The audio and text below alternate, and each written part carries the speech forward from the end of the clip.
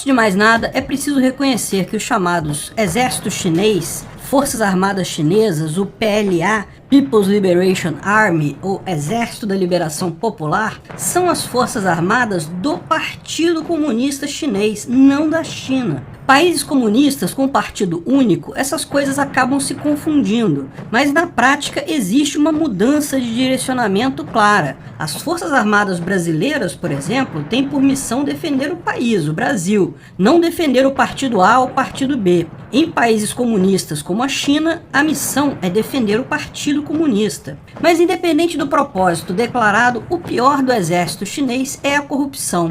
Em 2012, quando Xi Jinping lançou uma campanha contra a corrupção, foram revelados dados aterradores. Em 2017, uma rede de televisão chinesa, com o apoio do governo, fez um documentário sobre a corrupção no exército chinês, chamado Em Nome do Povo. Essa série era baseada em casos reais, investigados pela Comissão Anticorrupção. O que se viu chocou o povo chinês. Foi um absurdo completo que deixou todo mundo apavorado. Descobriu-se que as posições e cargos nas Forças Armadas eram vendidos e comprados, havia um mercado. Você quer ser coronel na província X, tem lá um preço para isso. Você paga para o comandante daquela região e ele dá um jeito de te colocar naquela posição. Não é barato, segundo a investigação. Uma posição de general chegava a valer US$ 1,5 milhão, mas vendia esse cargo até de soldado raso a US$ 3 mil.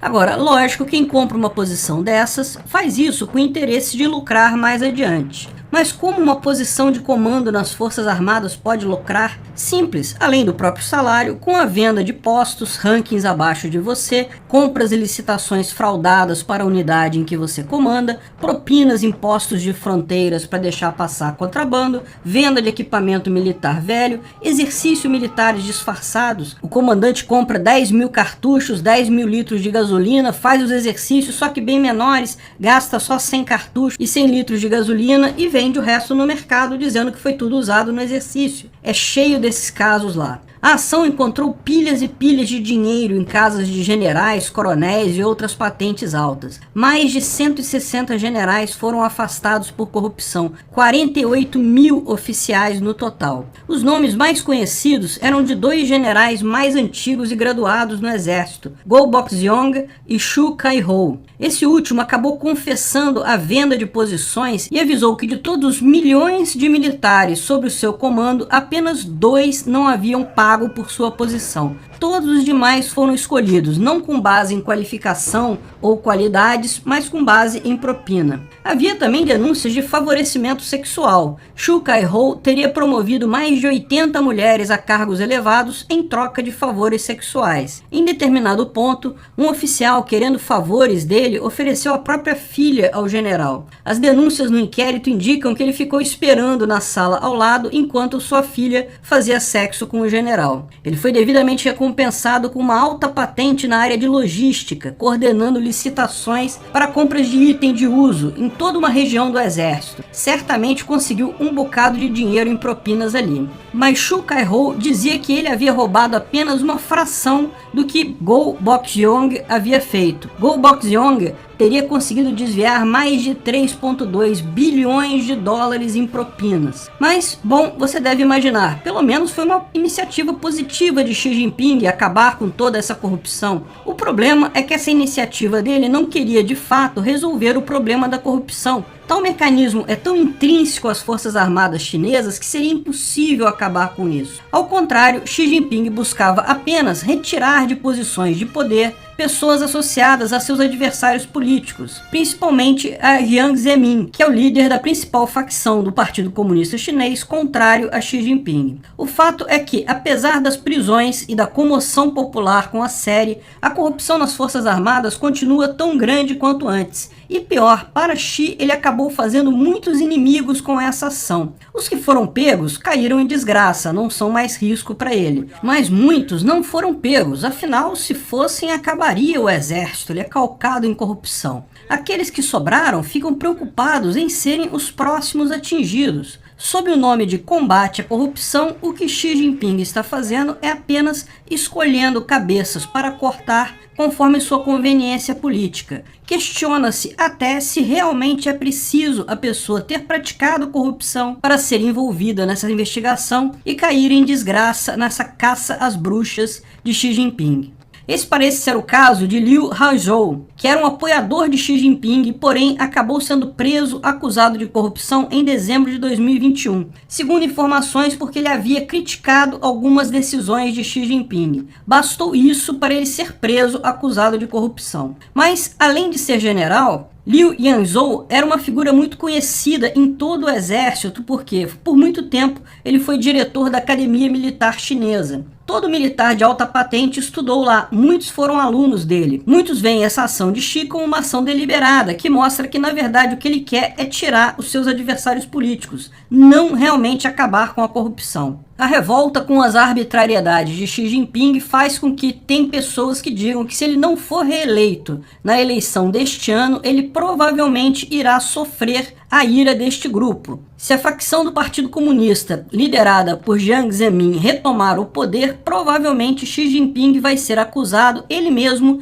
de corrupção e preso. Mas o importante desse racha é que ele ameaça a própria reeleição de Xi Jinping. No final das contas, não há dúvida que a corrupção no exército chinês é monstruosa e continua sendo, mas usar essa desculpa para remover concorrentes aleatoriamente pode ter levado Xi Jinping a uma posição muito delicada. Lógico, em todos os exércitos do mundo, todas as forças armadas do mundo, como órgãos estatais, fatalmente você vai encontrar corrupção. Corrupção, desperdício de dinheiro, benefício de amigo dos poderosos é o objetivo último de todo o governo e militares não são diferentes nesse aspecto de todo o resto do governo. A corrupção nas forças armadas em todo o mundo ainda tem um outro incentivo enorme, um orçamento muitas vezes monstruoso cuja necessidade de mostrar valor real raramente acontece. Suponha que o exército do país A recebeu X milhões para comprar munição para treinamento de recruta. Ao invés disso, o general no controle gastou todo o dinheiro com corrupção e não treinou os recrutas. Se acontecer uma guerra no país, o país A tem um problema, um exército de recrutas não treinados. Mas se passarem 5 anos, aqueles recrutas que teriam sido treinados já teriam ido para a reserva. Como não houve guerra nesse período, no final das contas não fez nenhuma diferença. Esse tipo de situação pode justificar igualmente comprar armamento de menor qualidade, uniformes menos resistentes, desde que se consiga desfilar no Dia da Pátria. Pode-se estar usando armamento de 5ª categoria, munição totalmente falha, sem nenhuma capacidade real de combate. Se não houver guerra, nada disso é problema. Esse tipo de situação é particularmente pior na China, por alguns motivos bastante claros. Primeiro, as forças armadas chinesas são as maiores e mais caras do mundo, depois dos americanos. E embora os americanos tenham um enorme gasto militar, não tenha dúvida, também tem lá seu quinhão de corrupção, existem duas diferenças gritantes. Primeiro, que as forças armadas americanas participam periodicamente de guerras e conflitos, são testadas, têm que mostrar o valor. Segundo, as forças armadas cresceram lentamente nos Estados Unidos ao longo de um grande tempo. Isso significa uma organização mais estruturada, mais centrada em valores. Na China, o PLA foi construído do zero a partir de revolucionários comunistas na década de 1950. Imagina que a semente do exército aqui no Brasil fosse o MST, numa revolução comunista que tirasse todo o exército original e criasse um novo exército a partir do MST. É exatamente isso que é o PLA. Ele cresceu absurdamente desde então, mas de forma desordenada, focado em interesses de líderes partidários. Muito dinheiro foi colocado ali, mas o PLA raramente enfrentou guerras de verdade e, diga-se de passagem, as poucas que enfrentou perdeu, como a guerra no Vietnã. No final, cada cargo vendido, cada colocação vendida, cada ação tomada com base em corrupção vai cobrar o seu preço na eficiência das forças armadas mais adiante. Lógico, em tempos de paz isso não quer dizer nada, ninguém fica nem sabendo, mas pode ser que isso vá custar à China qualquer chance de um dia ter a supremacia militar mundial real.